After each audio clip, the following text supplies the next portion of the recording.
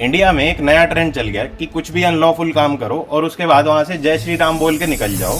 ये अभिजीत दीपके है, कॉकरोच जनता पार्टी का फाउंडर। इसके ऊपर रिसेंटली अभी एक औरत ने वहां पे इंक फेंकी और इंक फेंकने के बाद वो औरत वहां से रोते रोते जय श्री राम बोल के निकल गई। क्या हुआ? कैसा हुआ? बहुत मारा, क्यों मारा? अरे जय श्री राम। जैसे जय श्री राम बोलने से उसने जो अनलॉफुल काम किया है उसके लिए उसको प्रोटेक्शन मिल जाएगा। अब जब इस औरत का मैंने बैकग्राउंड देखा तो मिला कि ये औरत कुलदीप सिंह सेनेगर की सपोर्टर थी।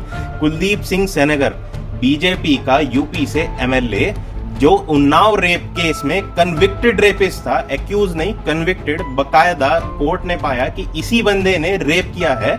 ऐसे बंदे को ये औरत सपोर्ट कर रही है तो आप इस औरत का लेवल समझ सकते हो। और अकेली यही औरत नहीं है, ऐसे पता नहीं कितने लोग हैं जो इस तरह से रेपिस्ट को सपोर्ट करते हैं, ओपनली सपोर्ट करते हैं। बकायदा इंडिया में डेली के डेली 81 औरतों का रेप होता है। ये 81 जो औरतें हैं जिनका रेप हो रहा है, इनको जस्टिस भी नहीं मिलता इंडिया में। इंडिया में जस्टिस मिलने का मतलब है कि आप बहुत ज्यादा प्रिविलेज बैकग्राउंड से आते हो, ये है जस्टिस का मतलब इंडिया में। तो अभिजीत दीपके ने अपनी ये मूवमेंट नीट के पेपर लीक के इशू से स्टार्ट की थी, जो कि एक्चुअली में एक जेन्युइन इशूज था जिससे लैक्स ऑफ स्टूडेंट्स अफेक्ट हो रहे थे। दिन रात अपना हार्ड वर्क करते हैं, वो घंटों घंटों पढ़ाई के लिए देते हैं, अपने सालों वेस्ट करते हैं। उसके बाद एंड में क्या होता है, नीट का पेपर लीक हो जाता है। 21 बच्चों ने अभी तक इस केस में सुसाइड कर लिया। आप समझ सकते हो 21 बच्चे। उससे पहले मैं आपको बताता हूँ कि आप लोगों को कौन लोग रूल कर रहे हैं। ये एडीआर की 2024 की रिपोर्ट है सिटिंग एमपीज और एमएलए के बारे में।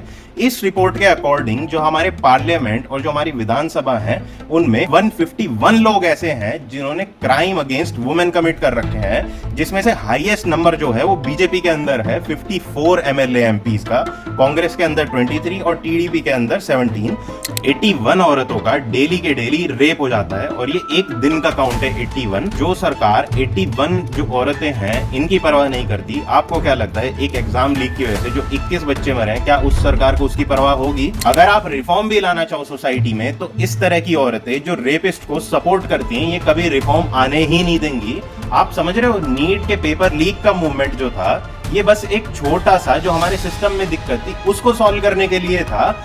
इतनी सी दिक्कत को सॉल्व नहीं होने दे रहे, तो आपको क्या लगता है 81 औरतें जिनका डेली रेप हो रहा है, क्या इस तरह की प्रॉब्लम से सॉल्व कभी होने देंगे? एक्चुअली में इस औरत को जो इंक है वो अभिजीत दीपके के मुंह पे नहीं, उस रेपिस्ट के मुंह पे फेंक के मारनी चाहिए थी।